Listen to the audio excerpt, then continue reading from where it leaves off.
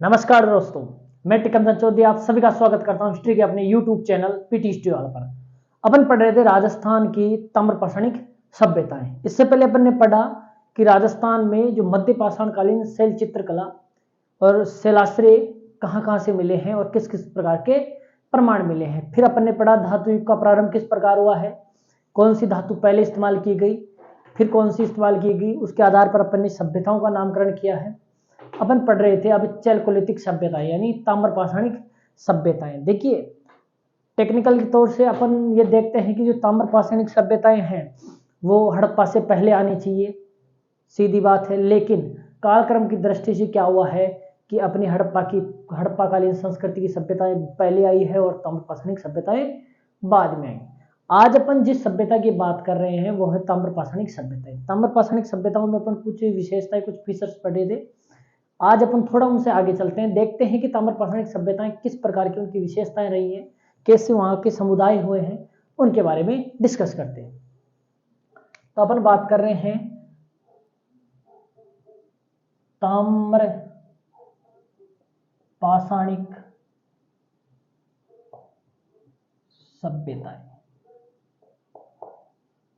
जब मैं ताम्रपाषाणिक सभ्यता की बात करता हूं तो सामान्यतः विद्वान इसको चैलकोलिथिक सभ्यता कहते हैं। क्या कहते हैं? इसका अन्य नाम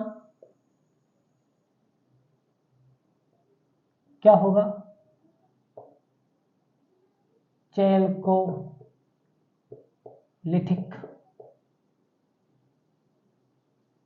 सभ्यता।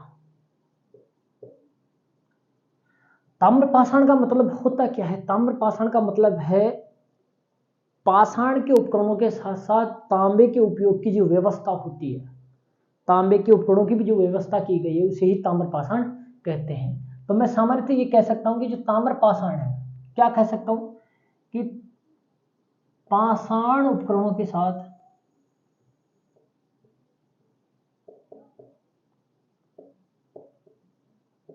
साथ साथ ताम्र उपकरणों का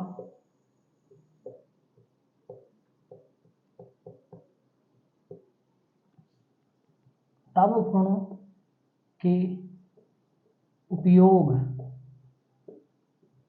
करने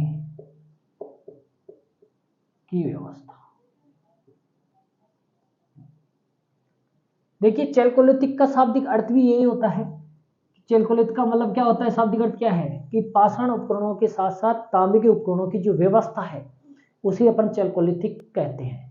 और उसी को अपन साधारण भाषा में क्या कहेंगे? ताम्रपाषाणिक। यानी तांबे के साथ साथ पाषाण और तांबे के उपकरणों का एक साथ उपयोग करना। ठीक है, सीधी बात है। लेकिन ध्यान रखना, यहां पर एक चीज नोट करना, बहुत इंपॉर्टेंट चीज है कि यहां पर तांबे के उपकरणों की क्या है? सीमितता। ये उपकरण सीमित मात्रा में है, तो ताम्र उपकरण सीमित मात्रा में है,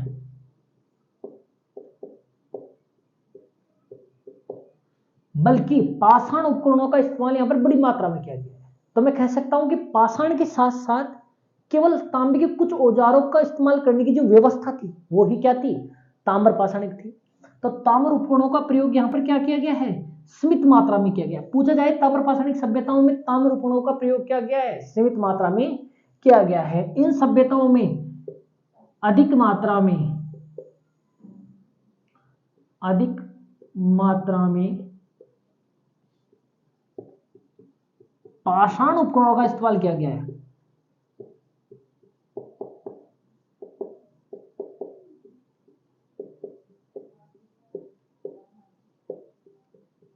किनका उपयोग किया गया है? पाषाण उपकरणों का उपयोग किया गया है अधिक मात्रा में। कम मात्रा में किनका इस्तेमाल किया गया है ताम्रपाषाणिक सभ्यता में? तो ताम्र उपकरणों का प्रयोग एक सीमित मात्रा में किया गया है, बल्कि अधिक मात्रा में तो पाषाण उपकरणों का प्रयोग किया गया। पाषाण उपकरण भी कौन से? आप ये चीज भी ध्यान रखना, तो मध्य पाषाणिक। कौन से उपकरण? मध्य पाषाणिक उपकरण। मैंने ये बताया है कि कोई भी जो सभ्यता है या कोई भी संस्कृति है, जो कल्चर है, वो एक साथ एकदम से खत्म नहीं हो सकता है। उसके कुछ अंश लंबे समय तक जारी रहते हैं। तो इसी प्रकार जब मध्य पाषाण काल के बाद में नव पाषाण काल तो राजस्थान में आया नहीं, सीधा ही कौन सा काल आया, ताम्र काल आया। तो ताम्र काल आया तो उसके साथ साथ भी मनुष्य ने क्या किया, पत्थर के औजारों का इस्तेमाल करना बंद नहीं किया, बल्कि उनके साथ साथ पत्थर के औजार चालू रहे। केवल वैकल्पिक रूप से उन्होंने क्या कर दिया, इन पत्थरों के साथ ताम्र उपकरणों का इस्तेमाल करना प्रारंभ कर दिया। फिर बाद में जाकर इन्होंने बड़े स्तर पर तांबे के उपकरणों का इस्तेमाल किया। लेकिन ध्यान रखना, एक ऐसा स्थल भी है जहां पर ताम्र उपकरणों के साथ किसी प्रकार के पाषाण उपकरण नजर नहीं आते। तो मैं अपवाद के रूप में क्या लिख सकता हूं, मैं कह सकता हूं अपवाद क्या है इस चीज का, तो आपकी आहड़ सभ्यता, जो आपका आहड़ है ना, वहां से पाषाण उपकरण नहीं प्राप्त हुए हैं, बल्कि ताम्र उपकरण बड़े स्तर पर प्राप्त हुए हैं। कहां से, आपकी आहड़ से। ठीक है, तो ये मैं कह सकती हूँ ताम्र उपकरण है, इनकी मात्रा सीमित रही है ताम्र पाषाणिक सभ्यताओं में, बल्कि अधिक मात्रा में तो यहाँ पर पाषाण उपकरणों का इस्तेमाल किया गया, और वो भी कौन से, मध्य पाषाणिक उपकरणों का। ठीक है, जिनको अपन सूक्ष्म पाषाण औजार कहते हैं, जिनका आकार लगभग 1 से 5 सेमी के बीच में देखा गया है। और देखो ये सभ्यताएं ज्यादातर आपकी नदियों के किनारे और पहाड़ों पर विकसित हुई है। तो ध्यान रखना, जो ताम्रपाणिक सभ्यताएं हैं, तो ये सभ्यताएं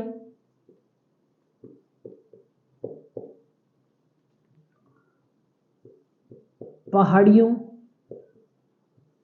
व नदी घाटियों में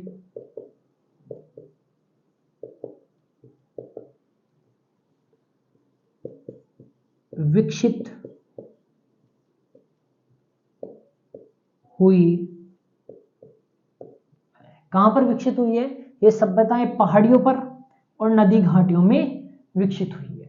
ये सभ्यताएं थी, इनका ये ग्रामीण सभ्यताएं थी या शहरी सभ्यताएं, तो ध्यान रखना ये ग्रामीण सभ्यताएं थी। ताम्र पाषाणिक सभ्यताएं कैसी थी, ये ग्रामीण पशुचारी व कृषक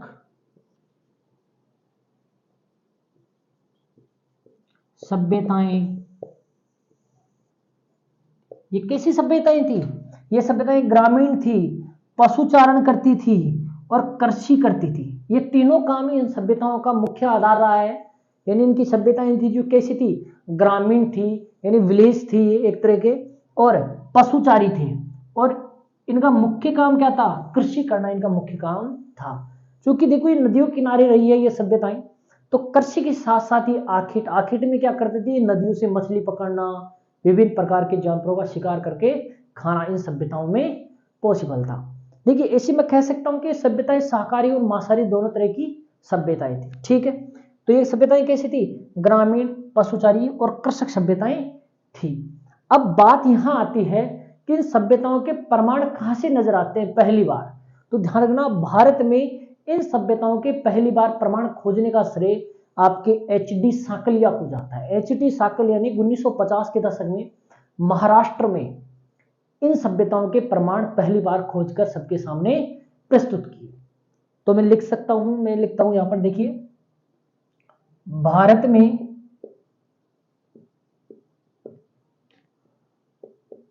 ताम्र पाषाणिक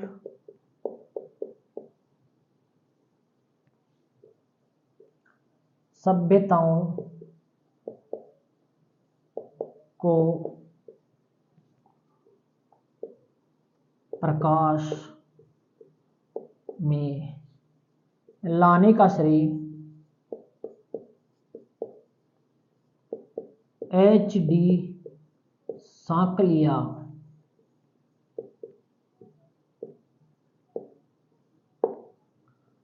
को है। इसका पूरा नाम हसमुख धीरज कुमार साकलिया है, ये चीज जरूर ध्यान रख लेना। तो एच.डी. साकलिया को जाता है। इन्होंने 1950 के दशक में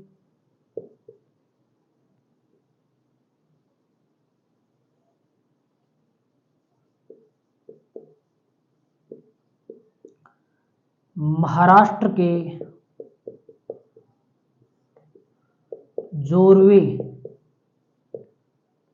नामक स्थल से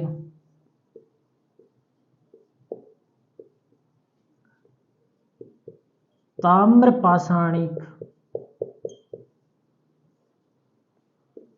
सभ्यताओं के प्रमाण खोज निकाले। काफी इंपॉर्टेंट पॉइंट है। एच.डी. सांकलिया का नाम जरूर ध्यान रखिए, हसमुख धीरज कुमार सांकलिया। इन्होंने 1950 के दशक में क्या किया?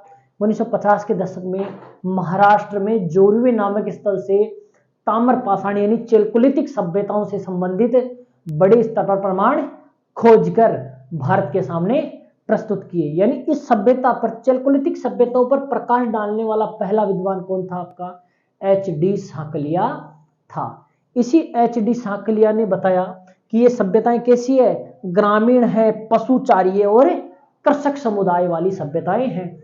यानी ये सभ्यताएं ऐसी सभ्यताएं हैं, देखो ये माना जाता है कि तुरंत ताम्र पाषाण काल के बाद में जो हड़प्पा सभ्यता के बाद में जो सभ्यताएं विकसित हुई वो ताम्र पाषाणिक सभ्यताएं थी। अतः हड़प्पा से बाहर जिस प्रकार की ग्रामीण सभ्यताओं का विकास हुआ वो सभ्यताएं कौन सी थी? आपकी ताम्र पाषाणिक सभ्यताएं थी। क्योंकि देखो हड़प्पा की जो सभ्यता थी वो थी एक शहरी अर्बन सभ्यता थी, अर्बन सिविलाइजेशन थी। लेकिन इससे बाहर जो ग्रामीण सभ्यताएं विकसित हो रही थी वो कौन सी थी? आपकी ताम्र पाषाणिक सभ्यताएं थी। तो हड़प्पा सभ्यता के बाहर जो सभ्यताएं ग्रामीण समुदाय के रूप में विकसित हुई वो कौन सी थी? आपकी ताम्र पाषाणिक सभ्यताएं थी। एक चीज और ध्यान रखना, जो ताम्र पाषाणिक सभ्यताएं हैं उनका एक विशिष्ट मर्तभांड है पहचानने के लिए, जिसे अपन OCP ऑक्ट्री कलर पोट्री के नाम से पुकारते हैं, जिसे गेरिक मर्तभांड कहा जाता है। तो मैं यहां लिख सकता हूं, यानी ताम्र पाषाणिक सभ्यताओं का विशिष्ट मर्तभांड।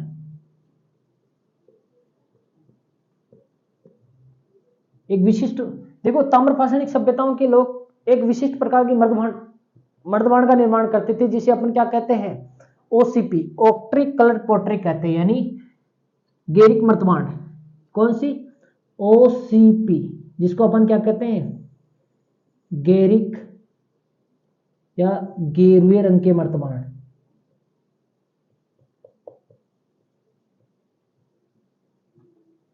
क्या कहते हैं? गेरुए रंग के मर्तभांड कहते हैं। लेकिन ध्यान रखना, इन ताम्र पाषाणिक सभ्यताओं में सबसे ज्यादा कौन से मर्तभांड इस्तेमाल में लिए जाते थे? तो वो थे आपके ब्लैक एंड रेड वेयर।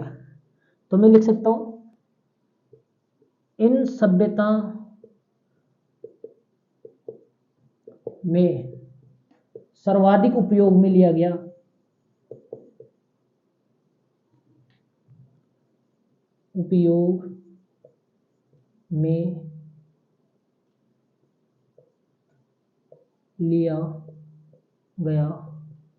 मर्तभांड कौन सा है?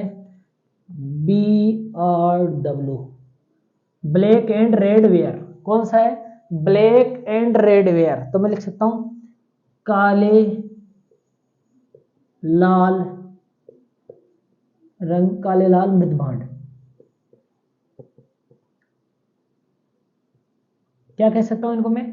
काले लाल मृतभांड कह सकता हूं। तो आपसे बार बार पूछा जाएगा कि ताम्र पाषाणिक सभ्यताओं का विशिष्ट मर्तभांड कौन सा है? तो आपका सीधा सीधा उत्तर होना चाहिए OCP ऑक्ट्री कलर पोट्री, यानी आपके गेरिक रंग के मर्तभांड। दूसरा आपको देखो, अपने राजस्थान में इस प्रकार के गेरिक मर्तभांडों को किस नाम से जाना गया है? तो अपन को यहां पर अपन कहते हैं कपिस्वर्णी मर्तभांड। तो राजस्थान में जब भी क्वेश्चन पूछा जाएगा तो आपको किस नाम से पूछा जाएगा? कपिस्वर्णी मर्तभांड किस संस्कृति से संबंधित है? तो ताम्र पाषाणिक संस्कृतियों से संबंधित है। जैसे अपन राजस्थान में गणेश्वर सभ्यता पढ़ेंगे, गणेश्वर जोधपुरा संस्कृति पढ़ेंगे, तो यहाँ पर जो मर्तभांड मिले हैं इन संस्कृतियों के, उनको क्या कहेंगे अपन? कपिस्वर्णी मर्तभांड कहेंगे। इसी प्रकार यहाँ पर जो सबसे ज्यादा मात्रा में प्राप्त किया गया मर्तभांड है तो काले लाल मर्तभांड। अपन आहड़ के बारे में जहां पढ़ेंगे तो अपन देखेंगे आहड़ से लाल काले लाल रंग के मर्तभांड, BRW रंग के मर्तभांड बड़े मात्रा में मिले हैं, जिन पर सफेद सफेद रंग से क्या की गई है? चित्रकारी की गई है। तो ये कुछ विशेषताएं थी आपकी ताम्र पाषाणिक सभ्यताओं की। तो ये कुछ विशेषताएं आप एक बार स्क्रीनशॉट लो। अब देखिए एक दो और पॉइंट है इन ताम्र पाषाणिक सभ्यताओं के, फिर अपन एक एक स्थलों के बारे में पढ़ेंगे। देखते हैं वो दो पॉइंट, एक दो पॉइंट और क्या है। अपन ने बहुत अच्छे से ताम्र पाषाणिक सभ्यताओं के बारे में डिस्कस किया है ताकि आपका कोई भी क्वेश्चन ना रहे। इन सभ्यताओं के बारे में एक समझ विकसित होना बहुत जरूरी है। अगर आप इतिहास पढ़ रहे हो तो इन सभ्यताओं के बारे में एक बहुत अच्छी समझ होना जरूरी है। नहीं तो अपन डायरेक्ट फैक्ट्स याद कर लेते हैं, लेकिन अपन को ये नहीं पता होता है कि फैक्ट्स क्यों है। ठीक है, तो जो ताम्र पाषाणिक सभ्यता है कि उनके एक दो फैक्ट्स और है, एक दो पॉइंट और है, वो देखते हैं अपन क्या है। तो देखिए ये जो ताम्र पाषाणिक सभ्यताएं थी उनकी संस्कृति या उनका जो व्यवसाय या उनका कह सकते हैं उनकी अर्थव्यवस्था नवपाषाणिक सभ्यताओं के लगभग कुछ समान से दिखाई देती है। क्योंकि जो नवपाषाण काल था उस नवपाषाण काल में आते आते मनुष्य ने स्थायी जीवन शैली की शुरुआत कर दी थी। क्योंकि राजस्थान में तो स्थायी जीवन शैली की शुरुआत तो नवपाषाण काल से होनी चाहिए थी, लेकिन राजस्थान में तो नवपाषाण काल के अवशेष नहीं मिले। ऐसे में राजस्थान, मालवा और उत्तरी दक्कन वाले क्षेत्रों में जो स्थायी जीवन शैली है वो किस समय से प्रारंभ होती है, वो होती है ताम्रपाषाण काल से। तो ये बहुत अच्छा पॉइंट है, बहुत अच्छा क्वेश्चन बन सकता है आपके लिए। तो देखिए ताम्रपाषाणिक सभ्यताओं की अर्थव्यवस्था व जीवन शैली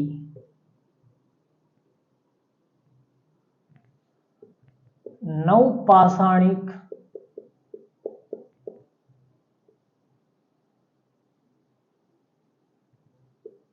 संस्कृति, नवपाषाणिक संस्कृति में नवपाषाणिक लोगों के समान नजर आती है। अतः इन सभ्यताओं को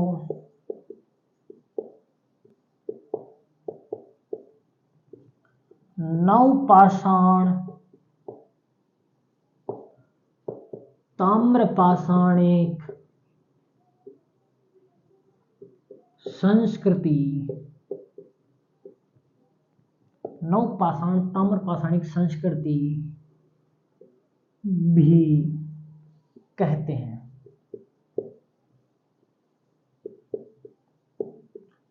देखिए कुछ विद्वानों का मानना यह है कि जो ताम्रपाषाणिक सभ्यता व संस्कृति रही है उसके जो फीचर है, उसकी जो विशेषताएं हैं, जैसे कि अर्थव्यवस्था हो गई, जनजीवन हो गया, वहां के जीवन शैली हो गई, वो जीवन शैली और अर्थव्यवस्था कैसी दिखाई देती है, जिस प्रकार नवपाषाण की जीवन शैली और अर्थव्यवस्था उस प्रकार दिखाई देती है। इसलिए अधिकांश या कुछ विद्वानों ने यह कहा है कि इस सभ्यता को अपन एक नाम और दे सकते हैं, वो क्या है, नवपाषाण ताम्रपाषाणिक संस्कृति। इसलिए कभी भी आपकी क्वेश्चन पूछा जाए कि नवपाषाण ताम्रपाषाणिक संस्कृति किस संस्कृति का नाम है, तो ताम्रपाषाणिक सभ्यताओं को ही क्या कहते हैं अपन, नवपाषाणिक ताम्रपाषाणिक संस्कृति कहते हैं।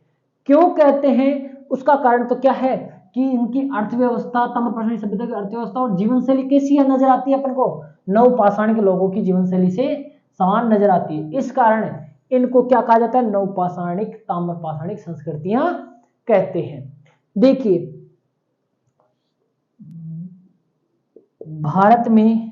भारत के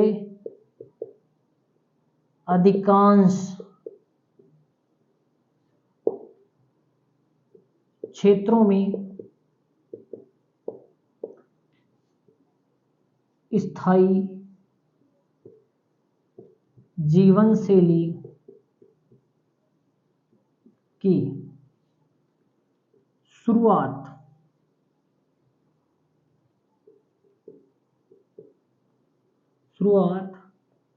नवपाषाण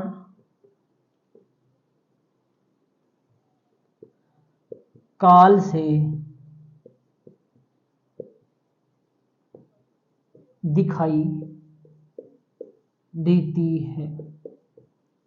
क्योंकि मध्य पाषाण काल तक तो मनुष्य गुफाओं कदरों में निवास कर रहा था, बहुत कम आवास दिखाई देते हैं।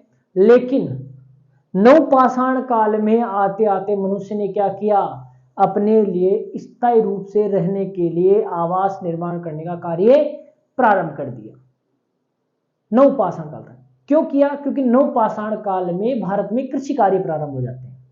फिर नवपाषाण काल मनुष्य ने क्या किया, पशुपालन के साथ, क्योंकि पशुपालन की शुरुआत तो मध्य पाषाण काल में हुई थी, लेकिन मध्य पाषाण काल में कृषि की शुरुआत नहीं हुई थी। तो कृषि की शुरुआत कब हुई, कृषि की एग्रीकल्चर की शुरुआत हुई नवपाषाण काल में, नियोलिथिक एज में। जैसे नियोलिथिक एज में कृषि कार्य शुरू हुए तो मनुष्य ने क्या किया, कृषि की देखभाल करने के लिए, कृषि करने के लिए, खुद को एक जगह स्थायी रूप से निवास करने के लिए क्या किया, घर बनाना प्रारंभ कर दिया। उन्होंने क्या किया, प्रारंभ में कच्ची झोपड़ियां बनाई। तो स्थायी जीवन शैली की शुरुआत कब से नजर आती है अपन को, तो आती है अपन को नवपाषाण काल से। कब नजर आती है, नवपाषाण काल से। लेकिन राजस्थान में तो नवपाषाण काल के प्रमाण या मान्यता दी नहीं गई है। तो ऐसे में राजस्थान, मालवा और उत्तरी दक्कन वाले क्षेत्रों में, ध्यान रखना इन तीन जगह पर, राजस्थान, मालवा और उत्तरी दक्कन वाले क्षेत्रों में जहां से बड़ी मात्रा में ताम्रपाषाणिक संस्कृति अस्तित्व में है, उन क्षेत्रों से क्या हुए हैं, स्थायी जीवन शैली की शुरुआत कब से हुई है, इन ताम्रपाषाणिक सभ्यताओं से हुई है। तो भारत के अधिकांश क्षेत्रों में तो स्थायी जीवन शैली की शुरुआत कब हुई, नवपाषाण काल से। लेकिन राजस्थान, मालवा, मध्य प्रदेश का जो भाग है, और दक्कन, उत्तरी दक्कन यानी महाराष्ट्र वाले इलाके, जहां से अपन को ताम्रपाषाणिक सभ्यताओं के पहली बार प्रमाण नजर आए थे, एच.डी. साकलिया ने खोज निकाली। राजस्थान, मालवा व उत्तरी दक्कन के क्षेत्रों में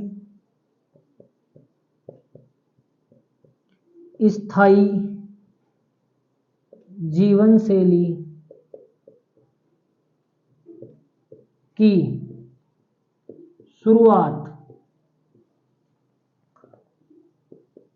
ताम्रपाषाण काल से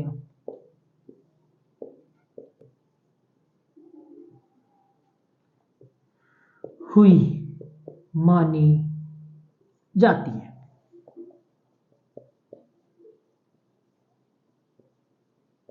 कब से मानी जाती है, तो ताम्रपाषाण काल से। कौन कौन से क्षेत्रों में, तो पूछा जा सकता है राजस्थान में स्थायी जीवन शैली की शुरुआत मनुष्य ने कब से की, तो ताम्रपाषाण काल से प्रारंभ की। मालवा वाले क्षेत्रों में ताम्रपाषाण काल से। उत्तरी दक्कन यानी महाराष्ट्र वाले क्षेत्रों में, जहां पर जोरवे, इनाम गांव जैसी बड़े ताम्रपाषाणिक स्थल नजर आते हैं, तो उनमें क्या मिली है, उस प्रकार की स्थायी जीवन शैली की शुरुआत देखने को मिली है। तो ये चीज, दोनों पॉइंट बहुत ही इंपॉर्टेंट है, बहुत ही महत्वपूर्ण है। और ये भी ध्यान रखना, जो इस काल के जो मर्दभांड थे वो कैसे थे, चाक निर्मित थे, जिसे अपन कुम्हार की चाक कहते हैं ना, उस कुम्हार की चाक द्वारा निर्मित थे। अब पढ़ेंगे अपन राजस्थान के प्रमुख स्थलों के बारे में। एक बार आप इसका स्क्रीनशॉट लो।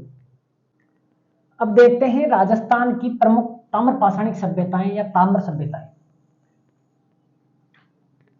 एक एक करके अपन एक एक स्थल के बारे में पढ़ेंगे, इनसे यहाँ से क्या क्या किस प्रकार के प्रमाण मिले हैं, कैसे कैसे स्थल नजर आते हैं, किस प्रकार के मर्दभांड है, यहाँ के लोग किस प्रकार के औजारों का इस्तेमाल करते थे, इन सब के बारे में अपन एक एक करके डिटेल से देखेंगे। मैं सबसे पहली बार अपन पढ़ेंगे, पहला पॉइंट होगा अपना, पहली सभ्यता होगी, पहली संस्कृति होगी कौन सी, गणेश्वर जोधपुरा संस्कृति। मैं दोनों को एक साथ क्यों बता रहा हूं, वैसे तो इनका इंट्रोडक्शन में दोनों को एक साथ बता रहा हूं, उसके बाद में अपन क्या करेंगे, इन दोनों स्थलों को अलग अलग करके पढ़ेंगे। क्या नाम से, गणेश्वर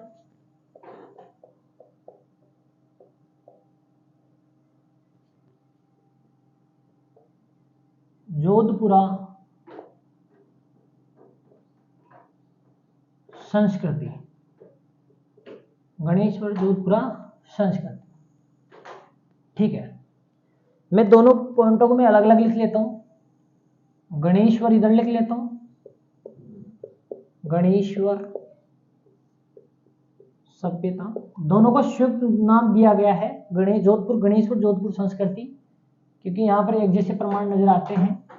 और इधर जोधपुरा जो स्थल, जोधपुरा सभ्यता। ठीक है। अब देखिए जोधपुरा के बारे में अपन पहले पढ़ेंगे, क्योंकि देखिए ताम्र पाषाणिक या ताम्र सभ्यताओं के पहली बार राजस्थान में प्रमाण जहां से खोजे गए थे वो स्थल कौन सा है? जोधपुरा है। कौन सा स्थल है? जोधपुरा। तो अपन एक एक पॉइंट पढ़ेंगे कि जोधपुरा पहले तो है कहाँ, किस यानी कहां पर है जोधपुरा? वर्तमान में जयपुर में आता है। कौन सी नदी के किनारे है? तो साबी नदी, साबी, जिसको कई बार साहेबी नदी भी कहा जाता है।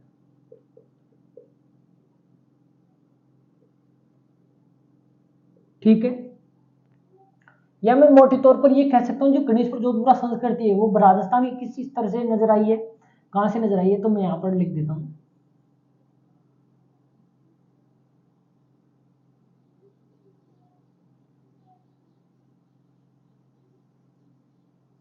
ये अपना राजस्थान है, सुंदर सा छोटा सा राजस्थान है। छोटा सा कहाँ है? बड़ा सारा है, लेकिन अपन ने छोटा सा बनाया है। राजस्थान का ये जो क्षेत्र है उत्तरी पूर्वी राजस्थान, जिसमें जयपुर, सीकर, झुंझुनू वाले जिले आते हैं, तो उत्तरी पूर्वी राजस्थान। तो आपसे सीधा ही क्वेश्चन करेगा गणेश्वर जोधपुरा संस्कृति के प्रमाण राजस्थान के किस क्षेत्र से मिले हैं? तो उत्तरी पूर्वी राजस्थान से मिले हैं, क्योंकि सीकर और आपका जयपुर, सीकर और आपका दूसरा जिला कौन सा है? जयपुर। ठीक है, कौन कौन सी नदी है? पहली साबी है, साहिबी नदी है। ठीक है, जयपुर में जो ये स्थल है आपका जोधपुर, वो तो साबी नदी के किनारे स्थल है। ठीक है, इसकी खोज 1972 से 75 में खोज और उत्खनन का कार्य किसने किया? वह उत्खनन करता, दोनों स्थलों का एक दो लोगों ने किया है, तो आपका रत्नचंद्र अग्रवाल और विजय कुमार, दोनों व्यक्तियों का नाम ध्यान रखना, रतन चंद्र अग्रवाल और विजय कुमार। जोधपुरा से देखिए दो पॉइंट जरूर याद करना, राजस्थान में सबसे पहले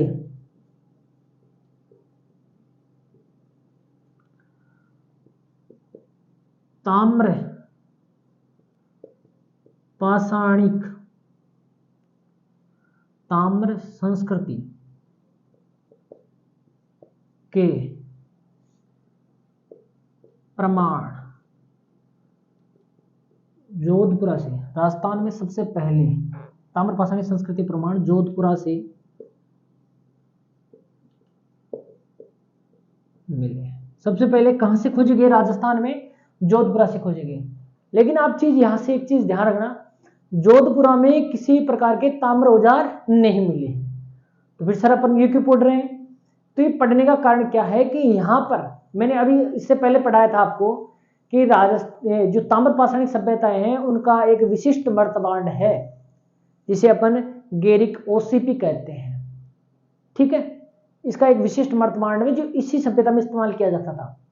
लेकिन इसके अलावा इसमें बड़ी स्तर पर जो मर्तबांड इस्तेमाल किए जाते हैं ब्लैक एंड रेड वेयर, तो ब्लैक एंड रेड वेयर लगभग इसका कालक्रम डिसाइड नहीं किया गया इतिहासकारों द्वारा, क्योंकि ये विभिन्न क्षेत्रों से विभिन्न स्तरों से मिले हैं।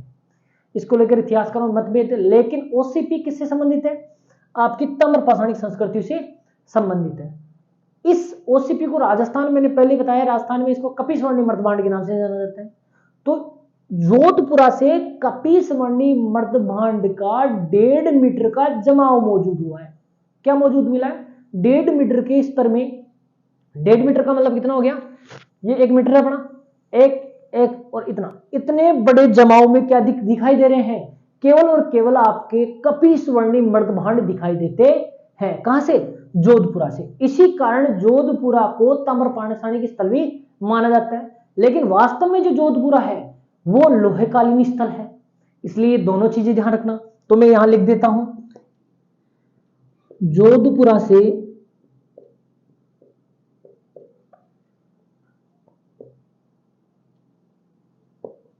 ताम्र पाषाणिक सभ्यताओं का, सभ्यताओं का कपिसवर्णी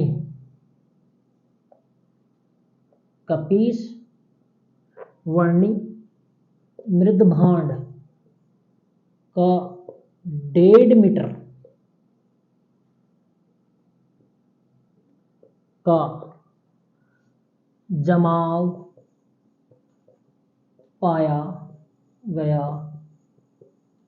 ये 1.5 मीटर का जमाव पाया गया है, इस कारण विद्वान इसको क्या कहते हैं, ताम्र पाषाणिक सभ्यता के स्थल भी कहते हैं। और ये खोज किसने की थी, रतन चंद्र अग्रवाल और विजय कुमार ने।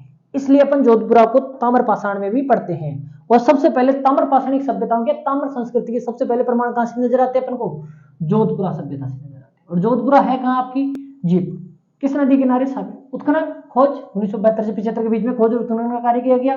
खोज करता है, उत्खनन करता कौन, रतन चंद्र अग्रवाल और विजय कुमार। 2 पॉइंट ध्यान रखने हैं। राजस्थान में सबसे पहले ताम्र संस्कृति के प्रमाण जोधपुरा से मिले हैं। भारत में कहां से मिले हैं, जोरवे। राजस्थान में कहां से मिले हैं, जोधपुरा, जोरवे जोधपुरा, जय जय जोरवे जोधपुरा। ठीक है, जोधपुरा से ताम्र पाषाणिक सभ्यताओं का कपिसवर्णी मृदभांड का 1.5 मीटर का जमाव पाया गया है। तो ये क्वेश्चन पूछा जा सकता है, ताम्र पाषाणिक कालीन सभ्यताओं से संबंधित कपिसवर्णी मृदभांड का 1.5 मीटर मोटा जमाव कहां, कौन से स्थल से प्राप्त हुआ है, तो वो हुआ है अपन को जोधपुरा से। और ये सीधा सीधा पूछा सकता है, गणेशपुर जोधपुरा संस्कृति राजस्थान में किस क्षेत्र से प्राप्त हुई है, तो किससे प्राप्त हुई है, आपके उत्तरी पूर्वी राजस्थान से प्राप्त हुई है। अब बात आती है अपनी गणेश्वर सभ्यता की।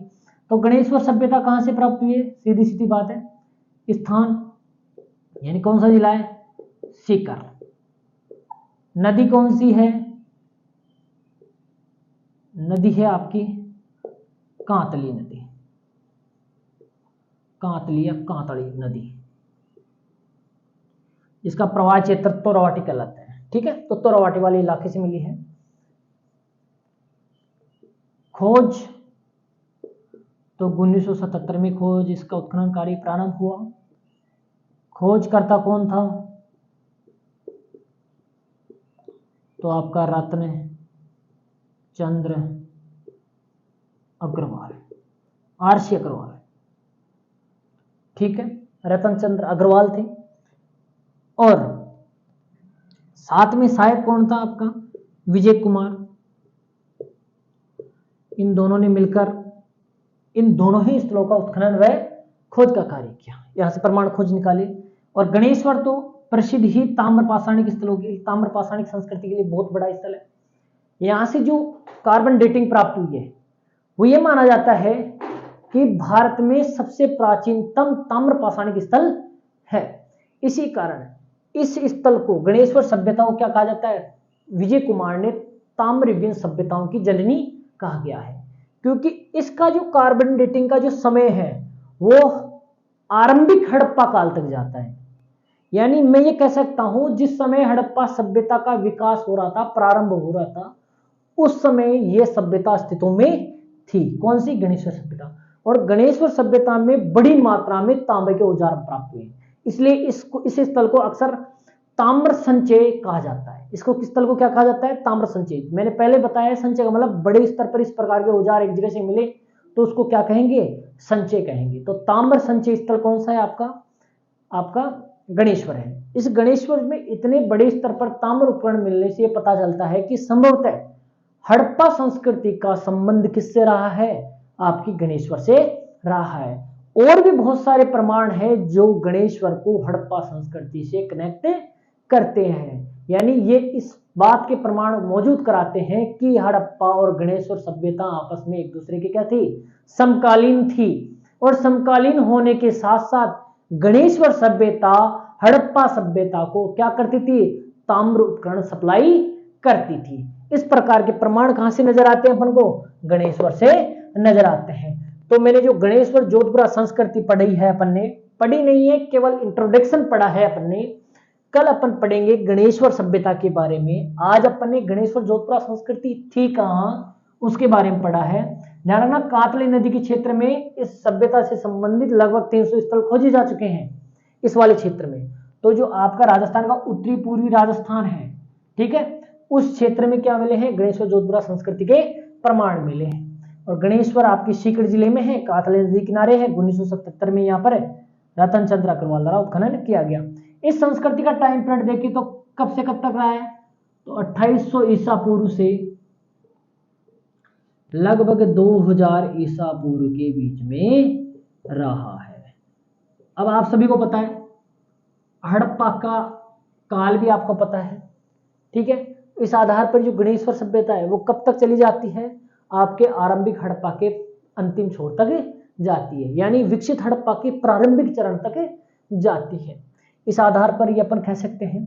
तो ये जोधपुरा का ये पॉइंट आप अलग से ध्यान रखना, क्योंकि जोधपुरा को अपन लोहे काल में पढ़ेंगे, ताम्र काल में पढ़ लिया अपन ने। इसके दो ही महत्वपूर्ण पॉइंट है कि यहाँ पर जोधपुरा से क्या मिले हैं अपन को, ताम्र पाषाणिक सभ्यताओं से संबंधित कपिल स्वर्णिम मृदभांडों का 1.5 मीटर का जमाव मिला है। केवल यही प्रमाण है ताम्र पाषाण से संबंधित, बल्कि ताम्र पाषाण के औजार यहाँ से नहीं मिले, यहाँ से लोहा कालीन अवशेष मिले, ठीक है।